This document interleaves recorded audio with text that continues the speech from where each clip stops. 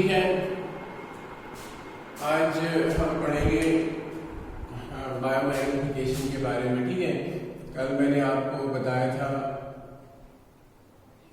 Energy flow in ecosystem, तो आज पढ़ेंगे बायोमैग्निफिकेशन। ठीक है, बायोमैग्निफिकेशन का मतलब क्या होता है? देखो, जब भी एनर्जी ट्रांसफर जो होता है, जब हो जाती है इकोसिस्टम में, तो इधर फूड चेन के थ्रू एक जो है प्रोसेस भी हो जाती है जिसको कहते हैं बायोमैग्निफिकेशन। बायोमैग्निफिकेशन को हम कहते हैं, it's also called as biological magnification. क्या कहते हैं? Biological magnification. ठीक है, तो बायोमैग्निफिकेशन का मतलब होता है, बायोलॉजिकल मैग्निफिकेशन का मतलब होता है जब भी डिफरेंट हार्मफुल केमिकल सब्सटेंसेस जो बहुत ही हार्मफुल होते हैं लिविंग ऑर्गेनिजम्स के लिए, जब वो एक्यूमुलेट हो जाते हैं, जमा हो जाते हैं डिफरेंट ट्रॉपिक लेवल्स, जो कल मैंने आपको पढ़ा है ट्रॉपिक लेवल्स, जब different trophic levels of food chain के अंदर ये हार्मफुल केमिकल सब्सटेंसेस जैसे DDT है, BSC है, तो बहुत से ऐसे पेस्टिसाइड्स, बायोसाइड जो होते हैं, जो है हर्बिसाइड्स होते हैं या वीडिसाइड्स होते हैं, या जितने भी इंसेक्टिसाइड्स वगैरह, ये बहुत ही डेंजरस होते हैं। ये सब के सब जो है धुलने से जो है निकल नहीं जाते हैं, ये कुछ न कुछ तो इन चीजों में रह जाते हैं। अंडरस्टैंड? जब भी हम उगाते हैं या जिसमें भी हम स्प्रे करते हैं पेस्टिसाइड्स का वगैरह का, कुछ इनमें से इतने हार्मफुल होते हैं कि अगर वो एक्यूमुलेट हो जाए, जमा हो जाए हमारी बॉडीज के अंदर, फूड चेन के अंदर, ट्रॉपिक लेवल्स के अंदर एक्यूमुलेट हो जाए, तो वो बहुत सारे हार्मफुल इफेक्ट्स काज करते हैं। ठीक है, तो उसको कहते हैं बायोलॉजिकल मैग्निफिकेशन। बायोलॉजिकल मैग्निफिकेशन का मतलब क्या होता है फिर? द एक्यूमुलेशन ऑफ, एक्यूमुलेशन का मतलब होता है जमा हो जाना, एक्यूमुलेट हो जाना। The accumulation of various toxic chemical substances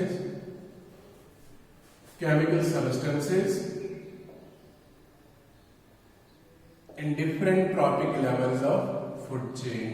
ठीक है, डिफरेंट ट्रॉपिक लेवल्स, चाहे वो प्रोड्यूसर हो, फर्स्ट लेवल कंज्यूमर हो, सेकेंड लेवल कंज्यूमर हो, ठीक है, in different trophic levels of food chain. ठीक है, तो इसको क्या कहेंगे हम? Is called the accumulation of various toxic chemical substance in different trophic levels of food chain is called, इसको हम कहेंगे बायोमैग्निफिकेशन। ठीक है, तो ये जो केमिकल्स होते हैं, वेरियस टॉक्सिक केमिकल्स जो होते हैं, these chemicals include, in chemicals में आ जाते हैं, जैसे अभी मैंने आपको कहा इंसेक्टिसाइड्स होते हैं, बहुत ही खतरनाक होते हैं ये इंसेक्टिसाइड्स, हर्बिसाइड्स, वीडिसाइड्स होती हैं जो वीड्स को मार देते हैं। टुगेदर में इनको कहूंगा पेस्टिसाइड्स। ठीक है, एक साथ में इनको पेस्टिसाइड्स कहूंगा। तो ये सब जो होते हैं, ये जो टॉक्सिक केमिकल सब्सटेंसेस होते हैं, जब ये फूड चेन के ट्रॉपिक लेवल्स में एक्यूमुलेट हो जाते हैं, लिविंग ऑर्गेनिजम्स की बॉडी में चले जाते हैं, तो ये उनमें क्या प्रॉब्लम क्रिएट करते हैं? ये बहुत से जो है साइड इफेक्ट्स क्रिएट करते हैं। ठीक है, तो इनसे जो है, इन टॉक्सिक केमिकल सब्सटेंसेस से कैंसर जैसी बीमारी भी हो सकती है। तो ये बहुत ही खतरनाक होते हैं। इनके एक्यूमुलेट होने को हम क्या कहते हैं? इनके एक्यूमुलेट होने को हम कहते हैं बायोलॉजिकल मैग्निफिकेशन और बायोमैग्निफिकेशन। ठीक है, इनका बहुत ही हार्मफुल इफेक्ट होता है, बहुत ही हार्मफुल इफेक्ट होता है इनका लिविंग ऑर्गेनिजम्स के अंदर। फॉर एग्जांपल, अगर जैसे बर्ड्स में देखा गया है, बर्ड्स के अंदर जब बायोमैग्निफिकेशन का असर होता है, तो इनके जो एग शेल्स होते हैं ना, एग शेल्स वीक हो जाते हैं, वीक एग शेल्स होते हैं। जैसे एग के ऊपर जो छिलका होता है वो बड़े कमजोर होते हैं। तो जब बर्ड्स उन एग्स को इंक्यूबेट करते हैं, इंक्यूबेट का मतलब होता है जब उसके ऊपर बैठकर उनको जो है गर्म रखते हैं ताकि उनसे उनके अंदर बच्चा बने, तो जब वो इंक्यूबेशन के लिए बैठते हैं तो बर्ड का वेट जो होता है वो अंडा बर्दाश्त नहीं करता है और वो ब्रेक हो जाता है, ठीक है। इस तरह इंक्यूबेट होने से पहले ही वो टूट जाता है। इसी तरह मछलियों में एक बीमारी फैली थी जिसको देखा गया था, that was because of biomagnification, biological magnification, Minamata disease जो मछलियों में फैली थी। तो बायोलॉजिकल मैग्निफिकेशन का सबसे ज्यादा असर तो मैं कहूंगा इंसानों के ऊपर ही है, man, because man being a top consumer and omnivore, ये मीट भी खाता है और ये क्या कहते हैं इसको, वेजिटेबल्स वगैरह भी खाता है, प्लांट प्रोडक्ट्स हैं एज वेल एज ये जो है एनिमल प्रोडक्ट्स एंड मीट वगैरह भी खाता है। तो इसके ऊपर बायोमैग्निफिकेशन का सबसे ज्यादा असर हो सकता है, because is a top consumer. Top consumers के अंदर अगर जो वो ऑमनिवोर्स होंगे तो वो लगभग सब कुछ कंज्यूम करते हैं, तो उनके अंदर सारे टॉक्सिक केमिकल जो है वो एक्युमुलेट हो सकते हैं and that will create the problem inside the body. बहुत सारे प्रॉब्लम्स क्रिएट कर सकता है, ठीक है। तो इसको कहते हैं बायोमैग्निफिकेशन। उसके बाद आपको पढ़ना है सॉलिड वेस्ट मैनेजमेंट, यानी जो सॉलिड वेस्ट हमारे घरों में बनता है, solid waste management and disposal, उसको कैसे हम डिस्पोज करते हैं या डिस्पोज कर सकते हैं। सॉलिड वेस्ट क्या होता है, जैसे पहले मैंने कहा था आपको, वेस्ट जो होते हैं ये तीन किस्म के होते हैं, solid, liquid and gaseous waste. Solid waste क्या होते हैं, विच जो सॉलिड शेप में होते हैं and which accumulate in environment, जो हमारे एनवायरनमेंट में जमा रहते हैं for considerable period of time. Considerable period of time का मतलब है बहुत टाइम के लिए जो है वो रहते हैं हमारे एनवायरनमेंट में, ठीक है, कंसिडरेबल पीरियड ऑफ टाइम। तो सॉलिड वेस्ट के अंदर क्या आता है, इसमें बायोडिग्रेडेबल और नॉन बायोडिग्रेडेबल वेस्ट दोनों आते हैं, understand. It includes leftover food, it includes vegetable peels, leaves of plants, branches of plants, twigs of plants, animal castings, understand, urine तो नहीं आएगा, वो तो liquid में आएगा, this defecation of animals, that's undigested food, wastes of food, understand, वो सब इसमें आ जाएंगे। It will include plastic, polythene, mirror objects, glass objects, understand, वो सब जो है वो इसमें आ जाएंगे, इनको हम कहते हैं सॉलिड वेस्ट। तो सॉलिड वेस्ट जो होता है इसको कैसे डिस्पोज किया जाए, डिस्पोजल की बहुत सी टेक्निक्स है। डिस्पोज किसको कहते हैं,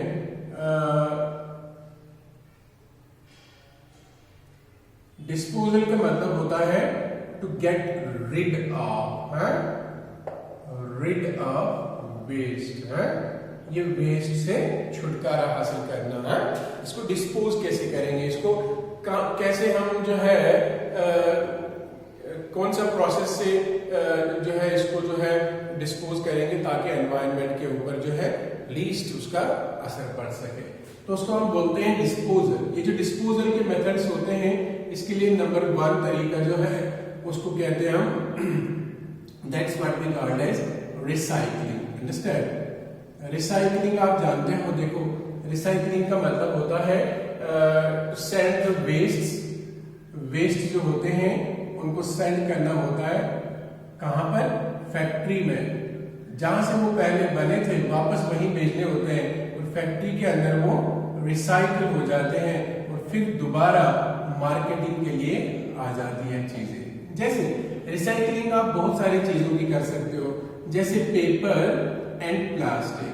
आपके पास प्लास्टिक की एक किस्म होती है थर्मोप्लास्टिक, तो वो जो है वो प्लास्टिक हम जो है रिसाइकिल कर सकते हैं। आपने क्या करना है, आपने ये वेस्ट जो रिसाइकिल आप कर सकते हो उनको आपने, जैसे आयरन है, जैसे एल्युमिनियम के वेस्ट है, आपको आयरन का वेस्ट है, आपको एल्युमिनियम का वेस्ट है, आपको कॉपर का वेस्ट है, जो भी मेटल वेस्ट है, जो भी आपको प्लास्टिक का वेस्ट है, जो भी पेपर वेस्ट है, वो आप क्या कर सकते हैं, वो जमा रख सकते हैं। उसके बाद उनको जो है खरीदने के लिए कबाड़ी आता है उसको दे सकते हो और वो उनको फैक्ट्री पे फाइनली ले जाते हैं। इससे आपको फायदा होगा, कुछ पैसे भी मिल जाएंगे और जो वेस्ट है वो रिसाइकलिंग के लिए चला जाएगा और एनवायरनमेंट के ऊपर वो बर्डन नहीं बनेगा, एक्यूमुलेट नहीं होगा, उसको आप बाहर नहीं फेंकोगे। तो ये होता है कि इससे जो है वेस्ट डिस्पोज भी हो गया और हमें फायदा भी हुआ, हमें भी फायदा हुआ और फाइनली जो मटेरियल है वो जाया नहीं हुआ, वो फैक्ट्री में जाकर रिसाइकिल होकर वापस आ गया। तो that's what we called as, इसको बोलते हैं recycling. Understand, this is best. Recycle करना बहुत ही अच्छी बात होती है। अंडरस्टैंड। तो दूसरा तरीका होता है जिसको हम कहते हैं कंपोस्ट फॉर्मेशन है। अच्छा, कंपोस्ट फॉर्मेशन क्या होता है? देखो, कंपोस्ट एक पिट होता है, एक जैसे कंपोस्ट फॉर्मेशन में हम जितने भी बायोडिग्रेडेबल वेस्ट होते हैं ना, वो इसमें लाते हैं हम, बायोडिग्रेडेबल। लेकिन नॉन बायोडिग्रेडेबल इसमें नहीं ला सकते आप। जितने भी घर में बायोडिग्रेडेबल वेस्ट होते हैं, जैसे सब्जी हम लाते हैं तो थोड़ा सा उसका बच जाता है, जैसे कुछ चावल बच गए घर में, पत्ते हैं पौधों के, या जो भी डिकम्पोज हो जाता है वेस्ट, उसको हमने क्या करना है, हमने एक बैकयार्ड में अपने घर में एक पिट बनाना है। ठीक है, इसको कहते हैं कंपोस्ट पिट। इस पिट के अंदर हमने क्या करना है, जितना भी बायोडिग्रेडेबल वेस्ट है आपके पास वो इसमें डालना है और ऊपर से उसको मिट्टी चढ़ाते जाना है, फिर डालना है, फिर मिट्टी चढ़ाते जाना है, जब तक कि ये सारा पिट जो है भर न जाए। इससे आपका बायोडिग्रेडेबल वेस्ट मिट्टी के अंदर डंप हो गया है ना, इस पे जर्म्स नहीं पनपेंगे, इस पे जो है फ्लाइज वगैरह का जो है वो भी उधर नहीं जा सकती। अंडरस्टैंड। तो ये डंप रह गया, बीमारियां नहीं फैलेगी, बदबू नहीं फैलेगी। फाइनली जो है इसके अंदर ये जो चीजें आपने डाली ये डिकम्पोज हो जाएंगी धीरे धीरे। हाँ, जब ये डिकम्पोज हो जाएंगी तो ये चेंज हो जाएंगे एक खाद में, जिसको हम कहते हैं यानी मैन्यूर बन जाएगा इसको है। This will be added to the soil. इसको आप गार्डन में, इसको निकाल के इस मिट्टी को गार्डन में आप डाल सकते हो, या इधर ही इस मिट्टी के ऊपर आप प्लांट ग्रो कर सकते हो, या कोई भी जो है सब्जी वगैरह उगा सकते हो, क्योंकि ये जो है ये यहाँ पर एक खाद बन जाती है अंदर से और ये इंक्रीज करती है फर्टिलिटी ऑफ सॉइल। अब देखो, हमारा वेस्ट भी डिस्पोज हो गया और हमें फायदा भी मिला। अंडरस्टैंड, क्योंकि हमें जो है हमें सॉइल की फर्टिलिटी इंक्रीज हो गई। ठीक है, तो ये होता है, इसको बोलते हैं कंपोस्ट फार्मिंग। इसके अलावा बहुत से और मेथड्स हैं जिनसे हम वेस्ट को डिस्पोज कर सकते हैं। जैसे नंबर 3 में बताऊंगा, जिसको हम कहते हैं लैंडफिल्स।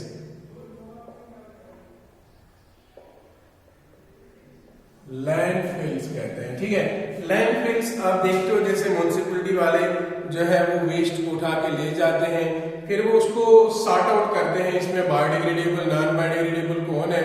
या इसके अलावा जो होता है इसके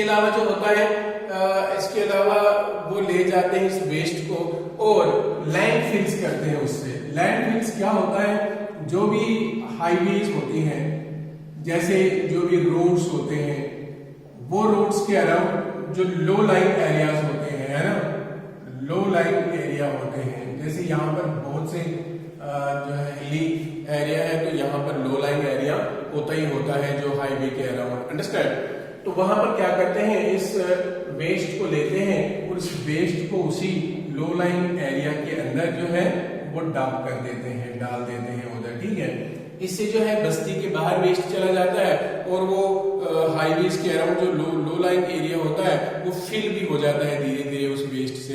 उसके ऊपर मिट्टी डालते हैं, फिर उसको जो है वो ऊपर से जो है वो रोलर चलाते हैं, उसके बाद वो मजबूत हो जाता है। अंडरस्टैंड, वो वाला एरिया। तो उसके बाद यहाँ लो लाइन एरिया जो होता है वो ऊपर आ जाता है, वो फिल हो जाता है, तो हाईवेज के अराउंड और जो है रोड्स बनाने की कैपेसिटी जो है वो बढ़ जाती है। तो इस तरह हमारा वेस्ट भी डिस्पोज हो जाता है और हमें फायदा भी हो जाता है। ठीक है, इसको कहते हैं लैंडफिल्स। तो चौथा मेथड होता है जिसको कहते हैं इंसिनरेशन। इंसिनरेशन का मतलब होता है बर्निंग एट हाई टेम्परेचर। क्या होता है? बर्निंग एट हाई टेम्परेचर, बहुत ज्यादा टेम्परेचर पे बर्न करना। जब भी आप किसी चीज को बहुत ज्यादा टेम्परेचर पे 700 से लेकर 1000 डिग्री तक जो है बर्न करते हो, उससे जो है उससे हार्मफुल सब्सटेंसेस नहीं निकलते हैं, उससे ज्यादा से ज्यादा कार्बन डाइऑक्साइड ऐश बन जाती है, अंडरस्टैंड, और लीस्ट पोल्यूटिंग जो है सब्सटेंसेस उससे बाहर निकल आते हैं। इंसिनरेशन यूजुअली बड़े बड़े गवर्नमेंट बिल्डिंग्स में किया जाता है। यहाँ पर मशीन्स होती है, उन मशीन्स को कहते हैं इंसिनरेटर्स। क्या बोलते हैं? इंसिनरेटर्स। इन इंसिनरेटर्स के अंदर बर्न किया जाता है जो भी वेस्ट वहां पर होता है, ठीक है, बायोडिग्रेडेबल हो, नॉन बायोडिग्रेडेबल हो।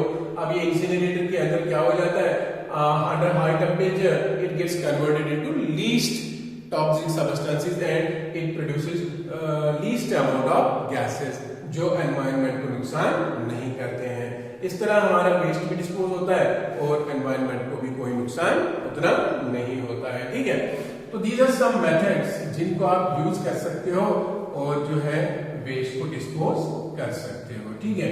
तो सबसे अच्छी बात है अगर आप रिसाइकिल किया करो चीजों को, ठीक है, लेकिन बायोडिग्रेडेबल चीजें आपको रिसाइकल नहीं हो सकती है। अब यहाँ पर उनको क्या करना है, उनको आपने कंपोस्ट पिट बनाना है या जो है दूसरे किसी मेथड के जरिए से उनको जो है डिस्पोज करना है, ठीक है। अब लास्ट में इसका टॉपिक रहता है ओजोन है। ओजोन क्या चीज है and what is ozone depletion, understand. जैसे आप जानते हैं ओजोन जो है इसका फार्मूला अगर हम देखेंगे it's O3, understand. It's made up of 3 atoms of oxygen है। 3 ऑक्सीजन एटम जब मिलते हैं तो वो बनाते हैं O3, ओजोन, अंडरस्टैंड। अब देखो कैसे ये मिलते हैं।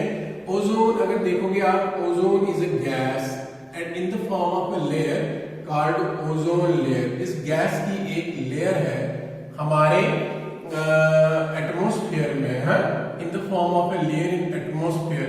But where is ozone layer found? There are some many layers of atmosphere. It is found in stratosphere. Stratosphere between 16 to 80 kilometers है। जो लेयर आती है ना सरफेस ऑफ द अर्थ से लेकर 16 किलोमीटर तक एटमॉस्फेयर में ट्रोपोस्फीयर होता है। उसके बाद स्ट्रेटोस्फीयर शुरू होता है। स्ट्रेटोस्फीयर 16 से 80 किलोमीटर तक होता है, बट यूजुअली 16 to 50 किलोमीटर, ठीक है, above the surface of earth. This is called as, इसको हम बोलते हैं above the sea level rather we can say. तो यहाँ पर ओजोन लेयर प्रेजेंट है। दैट मीन्स यहाँ पर एक गैस की लेयर है जो O3 है। ओजोन लेयर की शक्ल में है। यहाँ पर एक मोटी परत जैसी बनी हुई है एटमॉस्फेयर में, स्ट्रेटोस्फीयर में, बिटवीन 16 to 50 किलोमीटर। ये ओजोन जो है, गैस जो है, ये टॉक्सिक गैस है, understand, and it's also called a green house gas. इसको हम ग्रीन हाउस गैस भी बोलते हैं, टॉक्सिक गैस है। अगर ये एटमॉस्फेयर के नीचे बनेगा, यहाँ पर जहां पर हम रहते हैं, तो हम मर सकते हैं, इसका हार्मफुल इफेक्ट हो सकता है हमारे ऊपर। लेकिन in the form of a layer, जब स्ट्रेटोस्फीयर में है ऊपर, तो ये क्या काम करता है, ये अब्सॉर्ब करता है। क्या करता है? अब्सॉर्ब करता है यूवी रेडिएशंस को। जानते हो ना अल्ट्रावायलेट रेडिएशंस, यूवी रेडिएशंस को अब्सॉर्ब करता है एंड यूवी रेडिएशंस को नहीं आने देता है अर्थ के सरफेस पे, and prevent them to reach surface of the earth. क्योंकि जब भी यूवी रेडिएशन आ जाती है वो इसके अंदर ही जो है बिजी हो जाती है, ओजोन लेयर के अंदर है। क्योंकि कैसे बिजी हो जाती है मैं आपको अभी बताऊंगा। तो इस तरह जो यूवी रेडिएशन होती है वो अर्थ सरफेस पे नहीं आ जाती है। इस तरह जो है हम लिविंग बींग्स जो है या ह्यूमन बींग्स जो है, सभी living beings in UV radiation के हार्मफुल इफेक्ट से जो है सेफ रहते हैं। यूवी रेडिएशंस बहुत हार्मफुल होते हैं। कैसे हार्मफुल होते हैं मैं आपको आगे कहूंगा। अगर ओजोन लेयर नहीं होती तो यूवी रेडिएशंस जमीन पर आ जाती, तो इसकी वजह से यूवी रेडिएशंस की वजह से यहाँ पर कोई जो है नहीं बचा होता, अंडरस्टैंड। नाउ ये ओजोन कब बना था? ओजोन लेयर मैं कहता हूँ कुछ 3.4 बिलियन ईयर्स अगो की बात है, जब एटमॉस्फेयर में ऑक्सीजन बन गई, अंडरस्टैंड। तो ये ऑक्सीजन जब ऊपर स्ट्रेटोस्फीयर तक जो है वो ऑक्सीजन प्रेजेंट होती है, ठीक है। तो ये ऑक्सीजन के ऊपर जब यूवी रेडिएशंस पड़ी, यूवी रेडिएशंस ने इनको ब्रेक किया O प्लस O में, अंडरस्टैंड, ब्रेक किया किसको, under the influence of UV radiations. Oxygen break हो गया नेसेंट ऑक्सीजन में, ठीक है, मॉलिक्यूलर ऑक्सीजन को ब्रेक किया। जब मॉलिक्यूलर ऑक्सीजन ब्रेक हो गया तो एक O वहां पर मिला O2 के साथ, O nascent oxygen molecular oxygen के साथ रिएक्ट हुआ और इसने बनाया एक gas that's called O3, that's called ozone, understand. और ये ओजोन गैस, ओजोन लेयर जब भी बने तब से ये इन अल्ट्रावायलेट रेडिएशंस को अब्सॉर्ब कर रही है, ताकि ये सरफेस पे ना पहुंचे, ये नहीं पहुंचती है सरफेस पे। इस तरह ओजोन लेयर से जो है वो हम सेफ रहते हैं इन यूवी रेडिएशन से। अगर ओजोन लेयर नहीं होती तो यूवी रेडिएशन जमीन पर आ जाती, फिर वो हमारे ऊपर अटैक करती और हमें जो है हमारे इंसानों में स्किन कैंसर करती, आई प्रॉब्लम्स करती, वेजिटेशन को डिस्ट्रॉय करती, अंडरस्टैंड।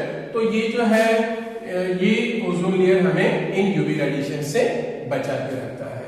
अब यहाँ पर क्या होता है, यहाँ पर कंटिन्यूअसली ओजोन एसोसिएट भी होता है और डिसोसिएट भी होता है, लेकिन ये रिएक्शंस बैलेंस में है। जितनी बार ये डिसोसिएट होता है उतनी बार एसोसिएट भी होता है। फिर O3 के ऊपर जो है यूवी रेडिएशंस फिर एक्शन करती है और ये इसको O2 प्लस O में चेंज करती है। फिर यहाँ पर O प्लस O2 मिलकर under the effect of UV radiations it gets converted into O3, understand. ये रिएक्शंस करते हैं तो ये O3 बनाता है फिर ozone. So it is dissociation and association is in balance, understand? That's why these UV radiations while coming into the ozone they get busy in all these reactions. ये इन reactions में जो है ये busy हो जाते हैं और इस तरह ये वहां पर ही जो है यूज हो जाते हैं, अब्जॉर्ब हो जाते हैं, तो ये उससे नीचे नहीं आ पाते हैं। इस तरह हम इनके हार्मफुल इफेक्ट से सेफ रहते हैं, ठीक है। तो इसको कहते हैं ओजोन। ये कैसे बना, और ओजोन लेयर जो है गैस है, ये गैस की शक्ल में लेयर है, कोई ठोस लेयर नहीं है, वहां पर लेयर है जो बाकी सब चीजें जो है वो सूरज की जो है इससे नीचे आ जाती है, बट जो है यूवी रेडिएशंस वहां पर रह जाती है इस ओजोन लेयर में। तो अगर ओजोन डिप्लीशन हो जाए फिर आप सोच सकते हो कि क्या हो सकता है असर, ये यूवी रेडिएशंस नीचे आ सकते हैं। ओजोन डिप्लीशन जिसको हम ओजोन होल भी कहते हैं, understand. Ozone depletion means decrease in the thickness of ozone layer, decrease in the thickness of ozone layer है, thickness of ozone layer, ozone layer की थिकनेस में डिक्रीज आ जाना। अब इसमें छेद तो नहीं होता है बट डिक्रीज हो जाती है लेयर, छेद भी हो सकता है, खत्म भी हो सकता है। अगर खत्म हो जाए तो फिर इफेक्ट इसके आपको पता है क्या हो सकते हैं। Decrease in the thickness of ozone layer in the stratosphere, stratosphere में ओजोन लेयर में जो है वो क्या हो जाना, वो उसकी थिकनेस डिक्रीज हो जाना। इसको हम कहते हैं ओजोन डिप्लीशन। क्या कहते हैं, ओजोन डिप्लीशन। और ये किससे होता है, it occurs due to ozone depleting gases, ठीक है। ये होता है ओजोन डिप्लीटिंग गैसेस से। ओजोन डिप्लीटिंग गैसेस आप जानते हो, जैसे मीथेन है, जैसे CFCs है, ठीक है, क्लोरोफ्लोरोकार्बन्स, इनको हम क्या कहते हैं, जैसे सल्फर डाइऑक्साइड है etcetera. These are all called as ozone depleting gases. ये ओजोन को ईट अप करते हैं, they eat the ozone layer. अब कैसे इनको खाते हैं, इनका मुंह होता है, नहीं, ईट द ओजोन लेयर, अंडरस्टैंड। ये ओजोन लेयर को खा जाते हैं और उसकी थिकनेस को जो है डिक्रीज कर देते हैं। ऐसा ही बहुत बड़ा होल जो बहुत सारे स्क्वायर किलोमीटर्स में फैला था, देखा गया था एंटार्क्टिका में। कहां पर देखा गया था, एंटार्क्टिका में। एंटार्क्टिका में ये होल देखा गया था, लगभग 1980s की बात है, अंडरस्टैंड। तो फिर जो है ये होल जब देखा गया, वहां पर ये होल पूरा नहीं था, यहाँ पर डिक्रीज हो गई थी इसकी थिकनेस। तो यहाँ पर क्यों ये ज्यादा हो गया था, क्योंकि एंटार्क्टिक रीजन जो होता है ये बहुत ही चिल्ड होता है। यहाँ पर एटमॉस्फेयर के विंटर में क्या हो जाता है, एटमॉस्फेयर में जो भी वाटर वेपर होता है वो फ्रीज हो जाता है, ठीक है, in the form of freezed particles ये एटमॉस्फेयर में जो है बना रहता है, स्ट्रेटोस्फीयर में। अब क्या हो जाता है, इस तरह सभी जो ओजोन डिप्लीटिंग केमिकल्स होते हैं वो भी इन फ्रीज्ड मॉलिक्यूल्स के अंदर जो है बंद रहते हैं। अब जब स्प्रिंग टाइम आ जाता है, थोड़ी सी गर्मी बढ़ जाती है, तो एकदम से ये सभी ओजोन डिप्लीटिंग मॉलिक्यूल्स वहां से फ्रीज्ड कंडीशन से रिलीज हो जाते हैं। अंडरस्टैंड? इस तरह ये एकदम से वहां रिलीज होकर ओजोन को वहां पर खाना शुरू कर देते हैं, तो इसीलिए ओजोन होल वहां पर देखा गया था, ये रीजन है। अदरवाइज हर एक जगह पर ओजोन डिप्लीशन हो सकता है इन ओजोन डिप्लीटिंग गैसेस से। ये बहुत ही हार्मफुल गैसेस होते हैं, ये ओजोन लेयर को ईट अप करते हैं। जैसे सीएफसी आप जानते हैं रेफ्रिजरेटर्स में, एरोसॉल्स में यूज होते हैं। तो सीएफसी जो होते हैं क्लोरोफ्लोरोकार्बन, जब ये एटमॉस्फेयर में चले जाते हैं, एटमॉस्फेयर में चले जाने के बाद ये फ्री क्लोरीन जो है एटम्स या रेडिकल्स उनको जो है रिलीज करते हैं। ये क्लोरीन जाकर ओजोन के साथ रिएक्शन करता है और इस O3 को ब्रेक करता है O में। अंडरस्टैंड? ऑक्सीजन मॉलिक्यूल्स में इसको ब्रेक करता है। कहा जाता है एक क्लोरीन रेडिकल जो होता है, एक क्लोरीन एटम जो होता है, वो बहुत सारे मिलियंस में जो है ऑक्सीजन ओजोन मॉलिक्यूल्स को जो है वो ब्रेक करता है, ठीक है। तो इस तरह ये जो है लगातार इस ओजोन को तोड़ता रहता है और इसको नेसेंट ऑक्सीजन में कन्वर्ट करता रहता है, तो इससे ओजोन लेयर की थिकनेस ऑब्वियसली कम हो जाती है, ठीक है। तो इस तरह ओजोन डिप्लीशन हो जाता है, इसको बोलते हैं ओजोन डिप्लीशन। अब अगर ये क्लोरोफ्लोरोकार्बन ओजोन डिप्लीटिंग गैसेस इंसानों की एक्टिविटीज की वजह से जो है रिलीज हो जाते हैं एटमॉस्फेयर में, हमारी फैक्ट्रीज से, हमारी इंडस्ट्रीज से रिलीज हो जाते हैं और रेफ्रिजरेटर्स में, कूलिंग एजेंट्स में, ऑटोमोबाइल एरोसॉल्स में वगैरह में ये यूज होते हैं। अंडरस्टैंड? तो अब क्या करना चाहिए, अगर ओजोन जो है डैमेज हो गया, इफेक्ट्स ऑफ ओजोन डिप्लीशन, अगर ओजोन लेयर डिप्लीट हो गई तो क्या असर हो सकता है? देखो पहला ही होगा, अगर ओजोन डिप्लीट हो गया तो यूवी रेडिएशंस सरफेस तक आ जाएगी। UV radiations will reach the earth surface, वो जमीन के सरफेस के ऊपर आ जाएंगे। अगर ये सरफेस के ऊपर आ गए तो क्या हो जाएगा? नंबर 1 हो जाएगा स्किन कैंसर। यहाँ पर रहने वाले usually in humans and other animals, दूसरे जानवरों का भी की भी चमड़ी होती है, अंडरस्टैंड? तो स्किन कैंसर हो सकता है, ठीक है। नंबर 2 क्या हो सकता है? नंबर 2 हो सकता है आई डिसऑर्डर्स इन ह्यूमंस, इंसानों में आंखों में प्रॉब्लम हो सकती है। एक प्रॉब्लम होती है जो आपने पढ़ा होगा, कैटरेक्ट है। कैटरेक्ट जो है वो हो सकती है प्रॉब्लम है, तो आंखों में। नंबर 3 जो है डिक्रीज इन फोटोसिंथेसिस है, फोटोसिंथेसिस जो है वो कम हो जाएगी। अब अगर फोटोसिंथेसिस कम हो जाएगी, फिर आप जानते हो खाना नहीं बनाएगा प्रॉपर्ली तो बायोस्फीयर चलेगा कैसे, इकोसिस्टम चलेगा कैसे? अंडरस्टैंड? एंड जो है इससे क्या होगा, जो है skin cancer, I disorders, decrease in photosynthesis. Number 4 decrease in crop yield. Understand? आप जानते हैं जब फोटोसिंथेसिस कम होगी तो ऑब्वियसली क्रॉप यील्ड जो है वो डिक्रीज हो जाएगा। तो बहुत से और भी इफेक्ट्स इससे होते हैं, तो इसलिए हमें चाहिए, इसलिए जब 1980s में ओजोन डिप्लीशन देखा गया था तो एक प्रोटोकॉल के तहत 1980 में 86 में बहुत सी कंट्रीज ने एक प्रोटोकॉल जो है वो ज्वाइन किया था, दैट्स कॉल्ड क्योटो प्रोटोकॉल, उसको बोलते हैं Kyoto protocol. Under this protocol इन्होंने कहा था कि वो हम ozone depleting gases, ozone depleting gases जो है उनका यूज हम स्टॉप करेंगे और रिड्यूस करेंगे। अंडरस्टैंड? ऐसे एजेंट्स, ऐसी चीजें जो ओजोन को डिप्लीट करें, उनका यूजेज कम हो जाए और जो है ओजोन डिप्लीटिंग गैसेस कम निकाली जाए एनवायरनमेंट में, या निकाली ही ना जाए। तो बहुत सारी कंट्रीज ने इस एग्रीमेंट पे, इस प्रोटोकॉल पे जो है साइन किया था, सिग्नेचर किए थे, और उसके थ्रू ओजोन डिप्लीटिंग गैसेस का जो है वो इस्तेमाल कम किया गया था, अंडरस्टैंड, और जो है उनको एनवायरनमेंट में कम रिलीज किया गया था।